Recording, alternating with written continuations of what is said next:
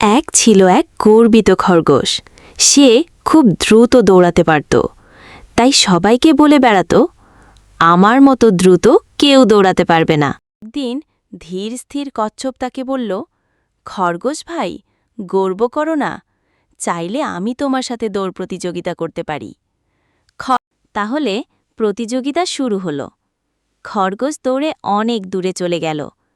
কচ্ছপ ধীরে ধীরে এগোতে লাগল।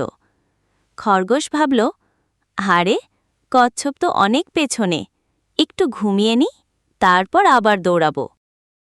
একটা গাছের নিচে ঘুমিয়ে পড়ল। এদিকে কচ্ছপ থেমে না গিয়ে ধীরে ধীরে এগোতে থাকল। অনেক সময় পর খরগোশ ঘুম থেকে উঠে দৌড়াতে লাগল, কিন্তু তখন দেরি হয়ে গেছে।